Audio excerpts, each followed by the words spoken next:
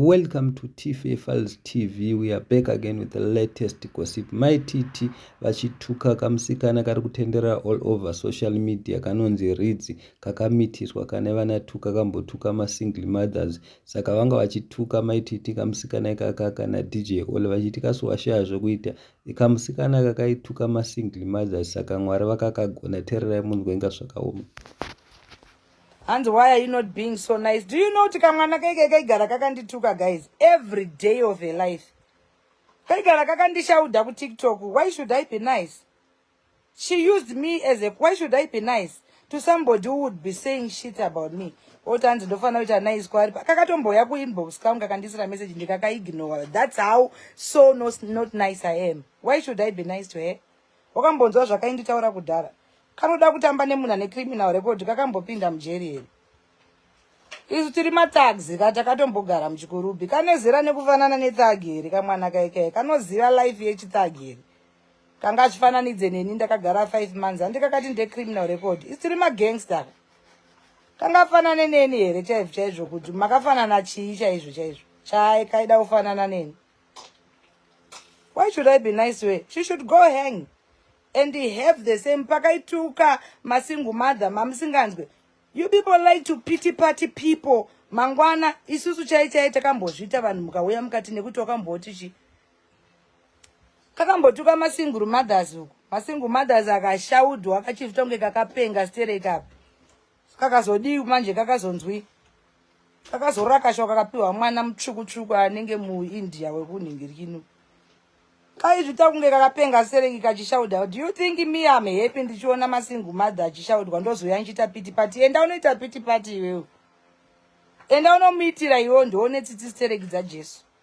Pakaitituka isusu kachitudza kuti takadhakwa kandikaiti kakapenga. And do as I say, not as I do. Kadaro kobva kaenda kunobhaudhwa kusero. Oda kuti nindite pity party. Unofunga ndiri Jesu here? And it's Jesu enini. And if feel a pity party kuzvinhu she should really feel the heat. Korega kundifananidza because inini ndinemba ndifanane nemunhu anokumbira mapambazi $1 for 2. Handitombodi zvokufananidzwa.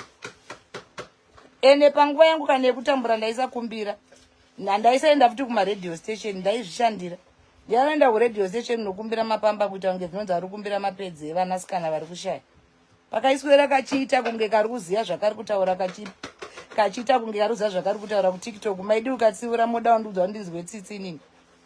Ndikutonzwa tsitsi dzekusakapindura because kwandiri she's just I don't know. Kaona mwana nezera nemwana wako achiuya achikushaudha achikuudza zvekupenga ozoona kunzwisa tsitsi wo expect that anofana kunyatsofeel the heat. Nyatsofeel kuti anything can happen to anyone. Ashua, in this life, anything can happen to anyone. So don't think you are very special. You're going to ofamba pa radio chipema. Chipema mapamba never stoop so low kuti ndikumbire pamba. Kakanditaura zvingani. Criminal record makambona mai vane vanatu vachida kurorwa. Izvezvi ndakazvigarira nazvo mbonge ukanani. Mpakistano yakarowa mbozi. Ndoda tomuinterviewa Devu mukamuona mudze kuti kwana Mai Titi uya kuinterview ndinda muinterviewa manje da kuinterviewa mukomana wacho iyi kamunyusurunduke munhu kaikai kana basa kaikai kana basa kaikai ndo inonzi kama kana muchiziva zita rinonzi kama ndo inonzi kama yakaitika kumwana uya uya ana iganza uya uya chiita munomudzura dzira idzi dzikaima naJehovha jairi handizi Jehovha nisi handishande ikoko. Ndoda to interview handiti ana ollah vaire vari kukatora vachikadi ndipei mukomana wacho indimi interview. Kanonzura tsitsi kuti kane basa re kaivita she knows everything. Takadzikira makore isusu tichitukwa nekamwana kaikai kachitaura jangi kozoti ndakafanana unofanana nezano iwe une kana bhasikoro rekufambisa.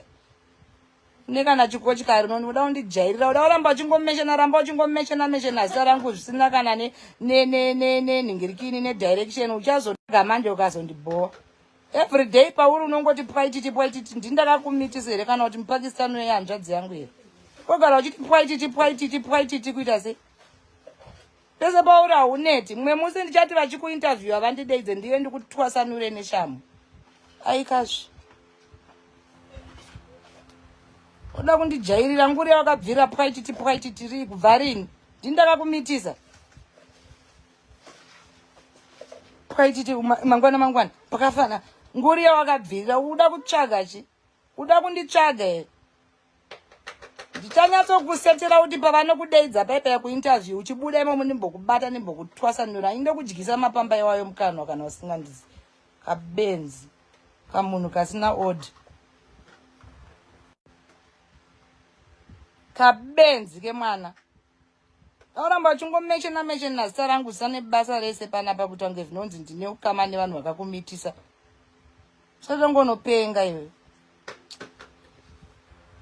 na kukuregerera kubva kanganwa zvekuti munozoti kune vamwe vanhu vekuti munofanira nguva yeuchiza kuti ndiwakazodii paya vanhu vakaita kunge kamwana kaika ikonai kungobhevhedzera kungopesvedzera zvinhu zvisina nebasa rese inga isusu munotitsiura wani munotitsiura kangani pano timaititi zvakuwana because ndo zvamunofanira kukaudza kamwana kaika kuti kukasura uchanzi oh my god what are you goding pakaibhevhura mai vepo kanzwirei tsitsi kunzwira tsitsi mwana izvadabura 380 degrees kana kaguta koya patiktok koita power rekuti shaudha kakaguta mapakistani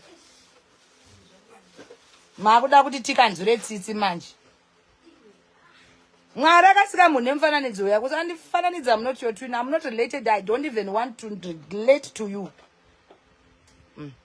I don't even want to know you at all gara wazviziva inosafunga kuti ndichakunzwira tsitsi inini manje kana ndatokumaka gara wakazviziva izvo chero ndichitonamata ndakati handitodi kukuona saite mistake yekusangana neni uchifunga kuti hanzi ndichafanira kukunzwira tsitsi nekuti hanzi wamitiswa asina kumitiswa ndiani isi takamitiswa tikashanda ungamitiswa ufamba uchifamba neredhiyo uchipiwa neredhiyo nevana ola ivava vanoita kunge vanopenga vanhu hobo vane maissues enyika ari kunetsa uko odeidza munhu amitiswa ndiani asina kumitiswa nyika ino yese kune masingle mother ane nhamo svinuko dzavanofanira kutorwa vachinzi saka zvofamba sei togadzirisa kwete kaya kanyama vhuvhuka ende munotoona kuti akasati katomboriPenda kari kutoganza apa kakamitiswa apa kakasvava apa kakazvapayaya zvinhu zvose zvapayaya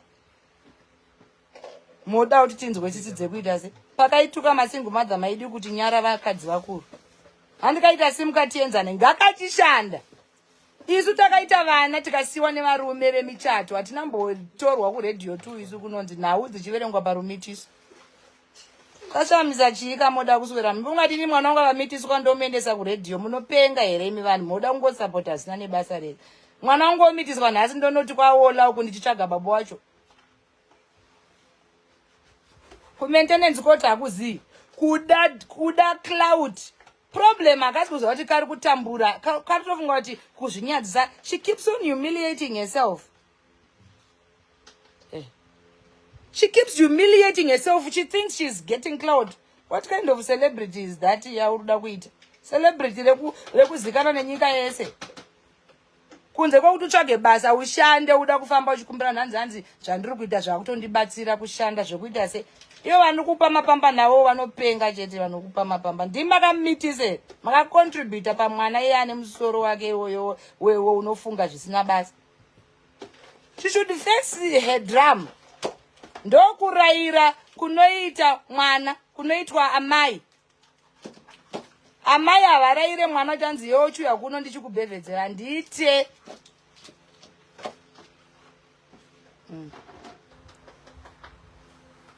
vakuru vakatisekawo remofa vakatisekawo neurema hwedu kachingogara everyday nchikaiginowa kachingoti everyday kaitsvaga attention yangu kakuramba kachienderera manje uchiswedera muzasi mangu uchara zvisina basa endoeni kakudyisa pamba racho rine pupu mukanwa mako pamba inini mapamba angu ndopfekedza imbwa dzangu imbwa dzangu dzopfeka mapamba ndoya naro kwaola ikoko pamba iroro sada undijairira uda kutondipindira ngoramba chiti pwaititi wakamera chipwaititi pamuromo wako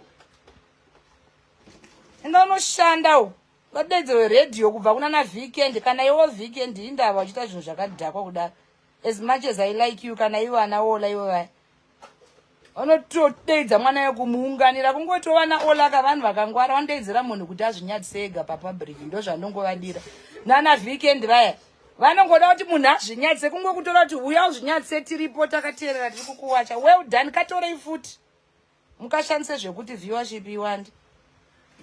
Kanonsense kemunhu. Chii chinoshambisa pakumitiswa kwako yongo wakamitiswa naJesu kana kuti neHoly Spirit. Wakamitiswa neHoly Spirit yakati uchaita mwana Maria nyika yese ngaizive Jerusalem to Jericho. Tonge kanhumbu kako kumitiswa kwako wazvara Jesu. Chinotipa kumitisa kwako kunoitei munyika ino yeZimbabwe. Totadza kuti ona maprogram ngodai kune nyaya yerumitiso rwekamwana kai kanenge mbeva kampeva kaimberereka kari pa TikTok kachibhigwa. Ani maika pa malove nemalive. Kachitiraira isusu vakadzi vakuru. Ukaona mukadzi mukuru achibeura achida kurorwa iwe wakazodi. Wapedza izvozvo unorohwa mahara free of charge. Wapedza warohwa mboza manje apa mukomana wacho ganzing yacho yaari kuita. Andimbokurudzira kuganza kuri kuita iye mukomana uya. Anofana kungoenda kuma DNA unotestwa because kai you never know pamwe gumbo ndere kwa gumbo nzvanda uko. Ruoko ndere kwa mtuvi kai akatrustike pamwe mino ndoye uya mchiwawa wakauya. Because kamwana kai akatembekika. Saka uya mukomana ngangoenda anotestwa unoti pake musoro yawachinzeve. Chete o contribute panzeve yakaisa. Chete. Simple. Yeah.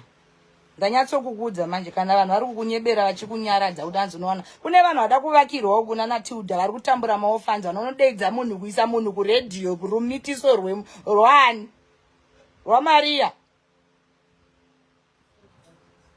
Waenda kurumitiso kwacho kunondimenshena foramba uchitondimenshena uda kuita mbiri nezera rangu unofunga kuti mbiri ndo inounza mapambazeri. Pauchaona kuti mbira iunze mari ndo pauchaona kuti unaungwara mfana. Unofunga kuti mbiri imari. Enda anotsvaira murodhumu upiwe mari uku. Piwa mari ndo basa rinoenderana newe nekadhuku kako ikako kanenge kunhingirikinu. Ndo rako chero. There's nothing that is about you special. Go and work. Kana uenda musikana webasa uko ndo rako chero ungoti vakadzi vacho futi time unozoswera wakuvata nevarume wavo. Woziwo unongovata karuvato pese. Unotonzi vatai. Ramba uchindimention I've been quiet for years. Kungoramba uchingoti take neni kuita unge ndine size newe zvokudaro zvokuda undiyera zvokuda undidzikisira makore nekundidzikisira unondifananidza ndiri cousin yako kana kuti ndiri kana chicha ndiri kana ma ancestors ekumba kwenyu here.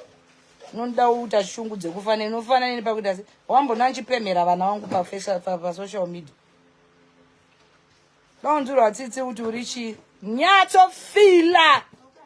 And welcome to the life of the survival of the fittest. Single mother usikuiziva yo. Uchanyatoti beta ndiri single. Kumana kumene mama kamoja. Chibata pupu kudai. Beta ndiri mengo. Nyato watu wadi apa ndiwe chitu wakapamwa. And ucharamba uchipamwa because wakavitorera case. Sorry yako yaye kuti ukuda mari. Sorry here yawaita yati musodzi twako wakaiswa mundiro neuya ndiana akakuudza kuti sakapu ute musodzi yemvura. Ausati wachema chai. Chaona zvako. Unovutorera kesi yoituka masingu munhu unezera nekutuka masingu unoziva zvakasangana nazvo iwe kamwanawo zvako kane zuro. Uko nezvakutanga kushandisa mwana nese nemekwa. Kumitiswa zvinoverengwa nemaredio. What an embarrassment. Waifunga kuti kutaura isusu embarrassment yedu we turned it into money. Wazviwa Jerira waitaura riyera kuti ne criminal record tasapa ndave ne criminal record yawaita utanza wane basi indinda ne basi iwe wampeni. You are a beggar, me I'm working. Ne criminal record yawakambotaura paya. Chiona ndiana ari kusafa. Iwe usina criminal record une children record and unknown father record until proven. DNA proves. Mune mda kuti ana judge kuti ana mwari kuti ana mwari unge musingatazi. Ndo zvandogara nchitaura guys kuti pana papa nyika ino iyi ikona kuda kujudge vanhu mutaura zvisina basa. Mangwana zvinokuira ndo zvatairera. Kamwana kemadziso anenge nyemba unge nyimo dzaramba kuibva kai. Ausati watanga uchiri kuita ma video. Mwana akapisa nhova ikati kuti na tu. Nofunga kuti unoenda pa radio iyo. kuziva kusafa kwemwana iwe. Nova ikabhovokera mukati usiku ndopa uchaziva kuti mahwana anenge atanga chaiwo chaiwo. Nofunga kuti nofonera ollah nenyaya yenhova yemwana iwe kana weekend.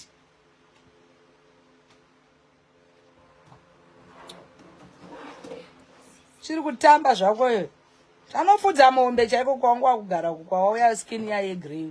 Vanonyatso kama inofana kukurakasha kusvika haukumbire masingu unokumbira Mwari regerero. Vana vakumbirwe regerero waunofana kunzwanana naye ndiMwari. Kwete kuramba uchitoswaradza uchitaura zita rangu uchingoramba uda kuti undinzwe kuti mukana wamamuri ufunge. Kufoni kwangu waideko waitanza Mai Titi, hanzi Mai Titi, it's ritz, I think you see my name. You think I have time to watch you? Who do you think you are that you think I know you? I think unotori nefungidzire kuti I know you to that extent. Une chirindi chekuya kufoni kwangu neka message kako kekupenga ke. Waida kudii? Kana ndakuziva ungodawo ndichidii newe. Unofunga kuti ndiri Jesu inini. Wakanditarisa kudai. Unofana kutamba nhamo. Ya. Unofana kutamba nhamo chaiwo. Inini ndiri panandi ndini one mukadzi asiri kukusupport. Kana ari kusaportwa nevakadzi vangu vakusapote zvekuti ini ndichaita opposition party. Pasi newe newe. Chero munhu wese akamira newe akautengera mapamba pano nekuwa mutoko ini handisi kuzomboita. Handimanikidzwa asitomboda kufoseredzwa. Iwe unofana kupfekedza mwana napukeni nechipeneti. Pamba kana rotokukoshesa unopfekedzwa pamba wakambopfeka pamba iwe nezvaurizvo unoziva what is a pamba. Can you spell pamba? Oda kuuya uchikumbira mapamba asi kumba kwenyu waipfeka mapamba. Handi wakataura iwewe kuti isusu tiri masingu mahure. Wauda kubatsirwa nemahure. Unoda kubatsirwa nemahure. Mutadza kudza mwana uyu chokwadi usura muchimubhabhadzira makatukwa kumukanzi mahure. Handisi kuhosipota anybody ndozvimirira ini. Ndiri one kudai so. Ene inini handitaura ndakamirira rudhende ndotaura ndakamirira inini bozi wakataura inini. Wakanditaura kangani? Mbavha he wakabirwa ndakakubirei chinobika pauri zvako unenge utonhuwo weti zvako uri kwawola kweko. Weti chaiyo yaiti chunda inzwa nepakamera. Vanhu kunditega kuti ndione munhu ari kunwa weti. Onditi wakafaneni unogeza chaiko kunze ndambathroom unogeza. Ndimira apa Mai Titi vamira apa. Sandijairirewe mwana iwe. Tambirai kwamunotambira uko. Andifananidze newe unogona kugeza chaikukwesha pakati pemakumba. Undijairira sereki kuda haudi kusiwa uda kutozviona wangu wakanyanyopenga sereki iwewe.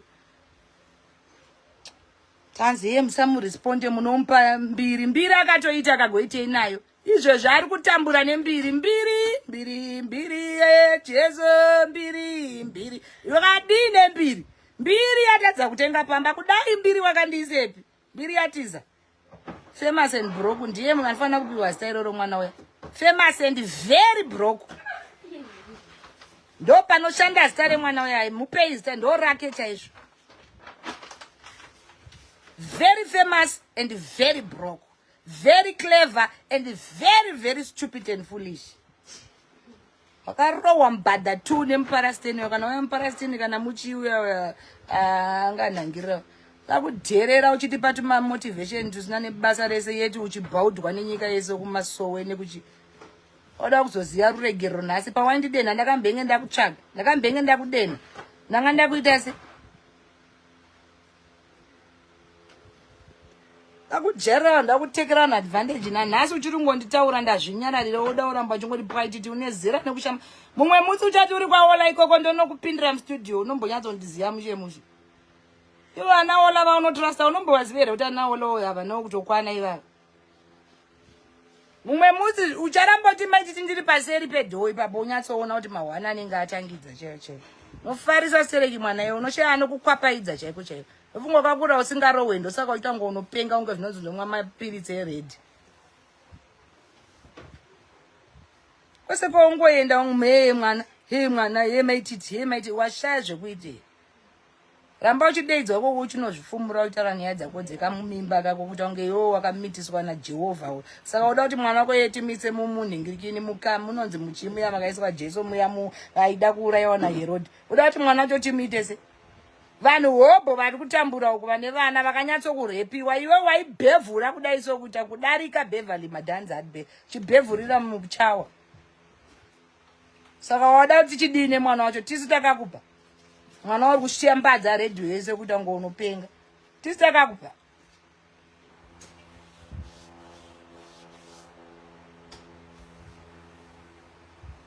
Takakupa here mwana uyu wauda kufamba uchiti you want to force us to take care of your recklessness.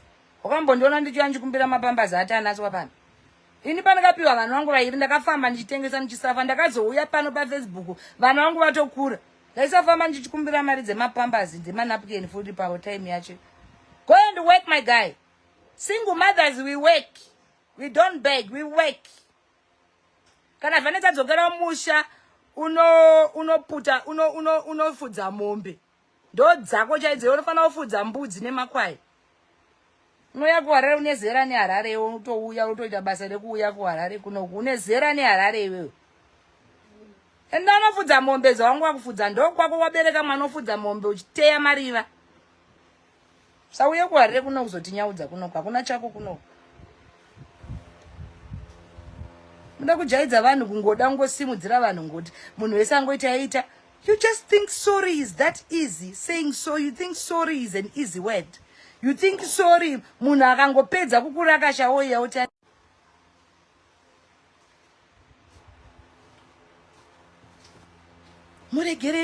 muregerere damage yaanenge achitita muioni.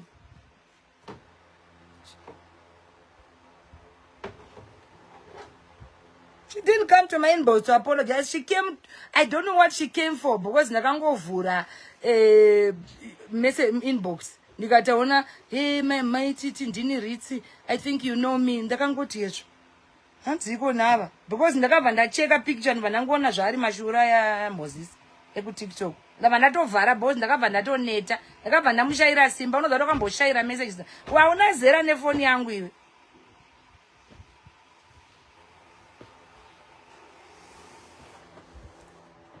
Usiyane nezita rangu. Kusiyane nezita rangu zvachose, kusiyana naro zita rangu. Sataura zita rangu paunoita zvinhu zvako hansiri ndakakumitisa nhambobata makumbo mukomana wako achikupa mwana. Siya zita rangu rakadero. Saramba uita ngo unosvikirwa ngo unopenga. Pakutopenga nezita rangu kuti ungoenda ndiri mukano ndakaisa mushongo wekuti ufambe uchibhaudhisa nyika yese.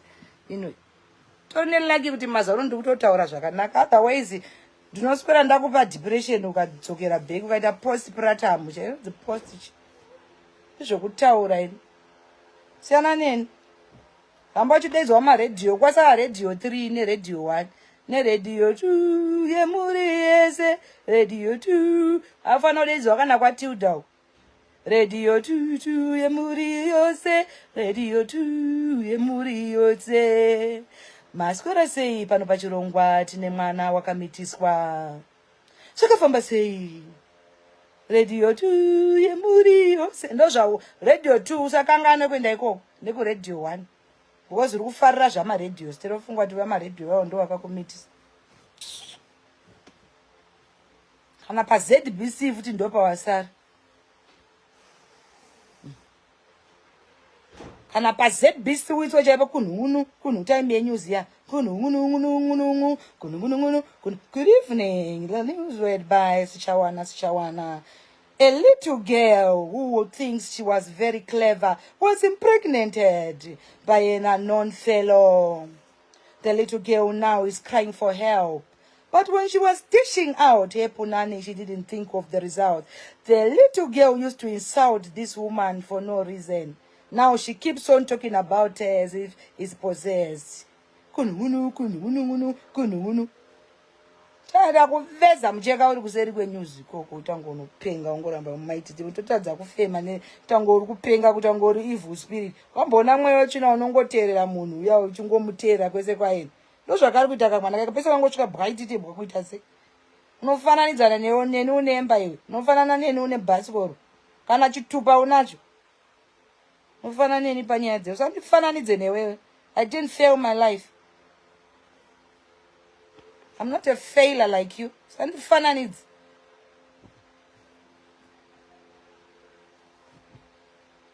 Chifananidze netuvantu twanto autonochacheta nato. Fananidza nemashura iwayo ndiri ndoita accident ndichinzi ndanzi wakafanana nekamwana ka. Kakujairira stereki. Anyway, ndapedza nezvekamwana ndatorespondera vanhu vangati inini ndombodzidere zvekuudzirwa zvekunzi kwaiye musakaresponde munokapa mbiri haitenge mapamba. Simple. Nyangwe akaita mbiri inosvika kuHollywood haana mari yemapamba. Simple. Chero tikamupa zita anaro asi ane mapamba here haana. Saka zvekuti don't address her, she's irrelevant. Nyangwe akaita relevant haana mari yemapamba. Anofanira kutanga kutaura agokwanisa kutenga mapamba ozosimuka patosimuka. Plus isusu level yemapamba ngaatanga atenga stand kana kuchiri mumhanzo.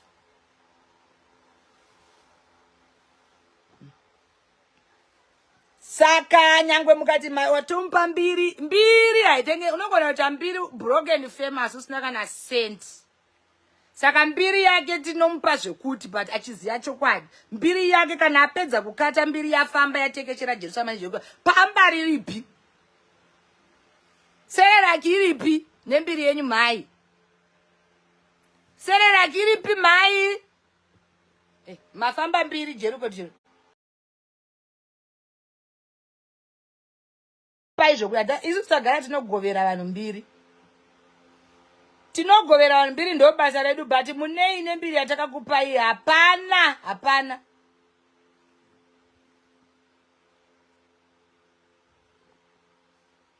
Mandifananidza unondifananidza chero tikaita vana vako nevana vangu vakafanana vaunga kufananidza.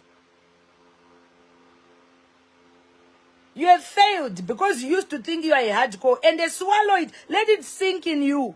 You have failed. Your motivations were motivationless. Because you used to come and motivate big women and telling them, Makapusa munopiwa vana. What happened now? Hey, what happened to our motivational speaker? What didn't happen? Huh? Amadio will give you belly. After all the motivation, you still got belly. After all the teachings, you still got belly. Hey, look at us. You used to insult us saying we are prostitutes. We have Jadeo. We put Jadeo.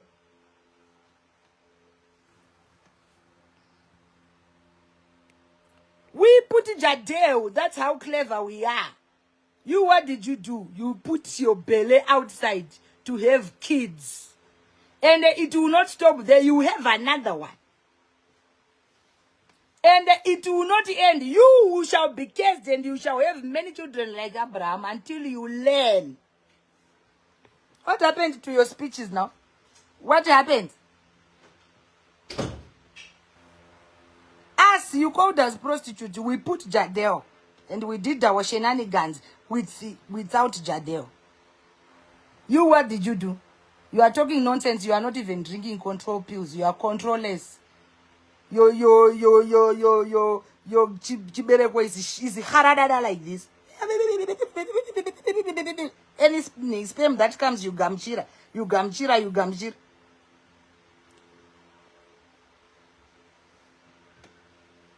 Talking without experience. Wanna be celebrity. Talking without experience. Talking without experience.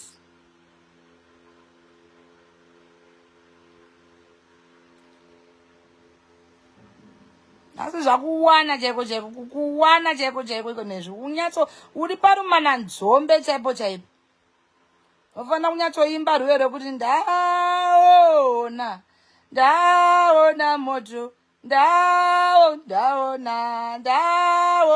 moto ndaona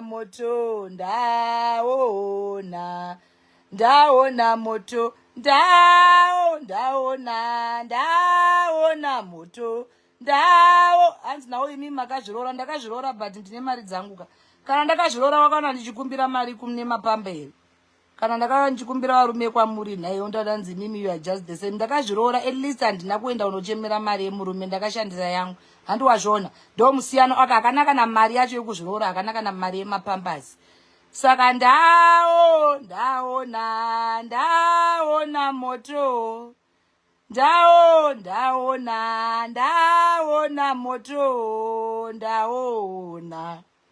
ndaona moto ndaona moto yeah you see fire chaiko chaiko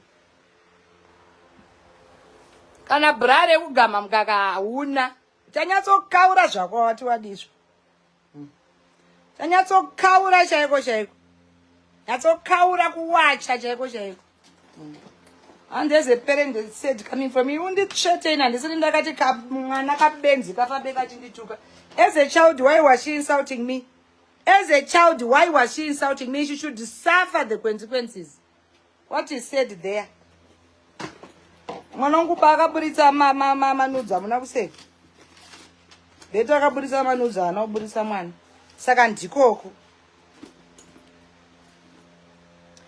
ndipeiwo chaja saka ndanyatsokupindura handongoda kuti ndikupindure right ndakupindura udzoke futi utaure jangi yako yaunenge uchitaura uchiti paititi this time ndokuvinga kwaunenge uri chaiko chaiko sada undijairira iwe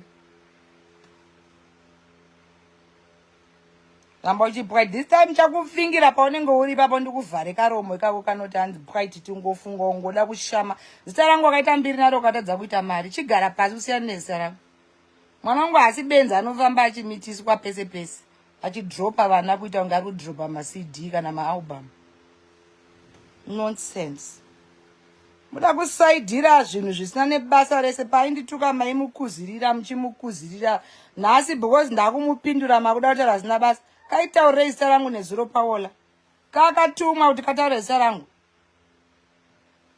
kakatumwa nani kuti kataure zita rangu chamuda kundiudza imimi kundiudza kuti kwanzi musadaro mwana anobara vana tu ndi mwana wekupi mwana wekupi anozvara vana tu kachembereka yake katonge vana tu ndo vakabuda chete mudumbu ko vamwe vakarashwa kumabhinu nonsense swera muchikurudzira zina basa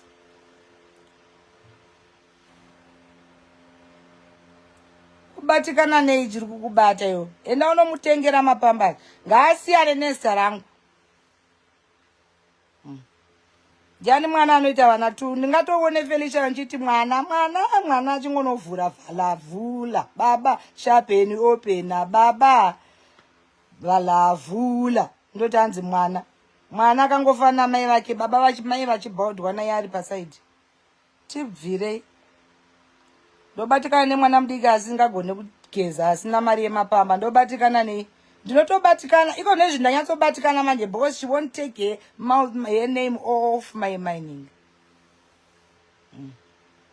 saka iwewe ritz iwewe next time wakaramba uchitaura nezvangu ndanyatsokutaura nezita kuratidza kuti hauna basa next time ukaramba uchitaura nezvangu zvauri kutsvaga uchazviwana ziya zvokumitiswa uite zvababa wemwana wako kusiyane neni akakumitisa haisi hama yangu hasi anybody wekumba kwedu nanditombodi kana kukuona mulife yangu pafoni pangu handidi kana kuona anyway and don't think kuti I will like you any day or any time soon saka leave me the hell alone handitambe newe handisi mulevel yako handikuziva handitombodi kukuziva that much time andatokuziva iyoyoyo kama yakushanyira very fast saka gara pasi udhile nekama yako usiyane neni because inini ndakaenda mujeri maukataura ndikabuda ndikaprogressa nelife kuratidza kuti mwari hazi wekumba kwenyu iwo wakazomitiswawo nemweya mutsvene nekungwara kwese uku wakamitiswa saka this should teach you kuti next time paunenge uchilauda uchitaura vamwe vanhu ziya kuti mangwana vichakuwanawo saka apa kandiro kadzoka kwauri vhiri upenyu hunotenderera vhiri rarovera kwauri hamene kuti une bhamba here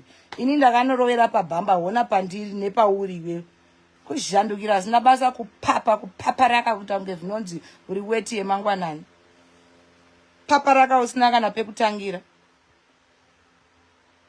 ene munotarisa mavhidhiyo ake ese ainditaura achiunganidza even nezuro akabvuma kwaola kuti hanzi ndanchitaura Mai Titi waitaura Mai Titi ndaidhisa, unodhisa chii? Zvinovadhisi vakazodhisiwa.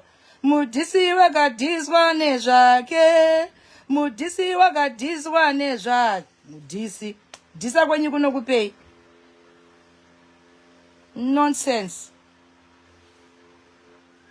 Dhiswe kune zvakazopiwa mwana ufamba uchiridza redhiyo yese pano nekwamutoko. Unopenga here? Tsvaga yeupi nesa rangu kuita sei? Siyane neni.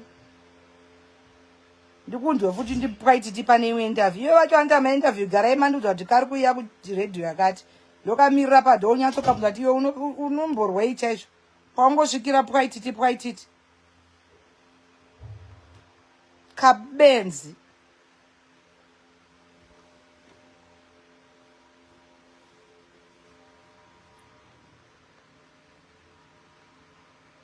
Mwana imimika mune vana vanosora vachivatwa nevarume 2020 vozvara vana vaendeswa paredhiyo nzinge timunzwire tsitsi dzenyu dzakawandisa zvekuti zvakasisi nepasipo. Siyana nemwana nemunhu mukuru. Inini naye handimati takafanana. Vana vairi wotaura kuti mwana nevana vairi. Unopenga here?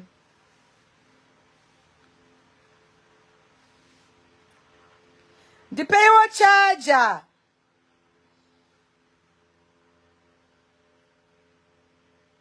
You know what?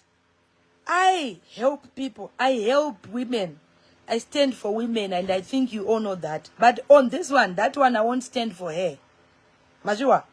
Because of what she used to do to me and about me. Okay? That's the reason. Chayo. Yandanyatsomuudzira zvinonyatsomubaye. Because what she used to do to me, ndisingatombomuzivi uchingozoti pane kamwana kari kuuswera kachituka. Ndakabuda mjeri kakaita ma TikTok mangani. Ndikaita life yangu ndikarorwa ndikachata kanza kuna mukadzi ane vana 2 anotanda kurorwa. Saka ukaida kunzwi. And you guys, you were quiet. Anditi maisa malove nema likes. Ndizvozvo. Ini chero mukaisa problem mukandisira maravi manga mukasandisira inde ndatotaura. Hapana zvazvinochinja. Mashuwa.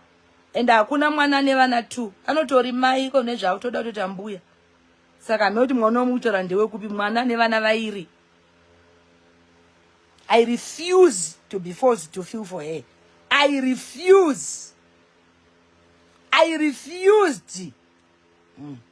to succumb to this. Vanhu munoda kuudzira munhu kuti anzwe tsitsipa asingafanirwe kunzwa. Aitituka hure, isusu vamwe takaita hure hwacho hwakangwara tikaita upenyu hwedu. Ko wake hure sei usina kumbhadhara kone zvakushaya mapamba ngaende anomira pa touch line apo. Chiri kunesa. Ngaende pa touch line apo. Arege kuti nyangadza.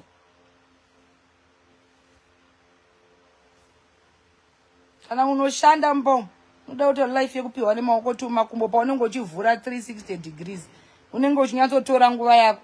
Kampa kushanda hudi wada ngope mari. Zviri kundipa mari zvizvi kupa mari zvokudedzerwa pa radio kunge munhu arasika.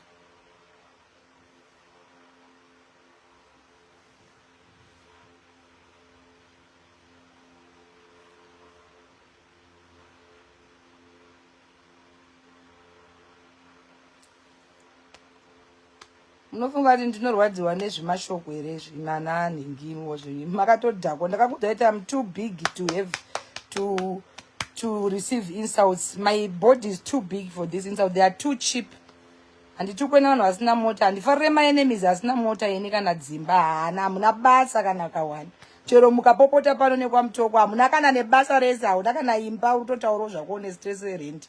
Saka kwandiri muri vanhu vasinganyanyondi zvekudaro. Ndodewo machallenge ari nani. Kutuko kana nemunhu ane kana chidefender panzapo. Kana ane discovery wouya achindishauda kwete imimiwo zvenyu atenga. Ndiitirwe izvozvo.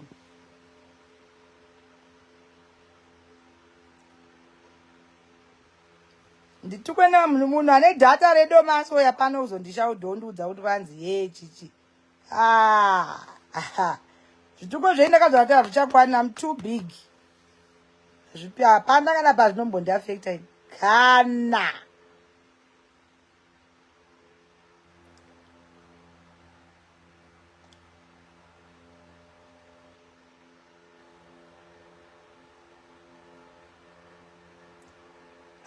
zvitombo ndafektekani.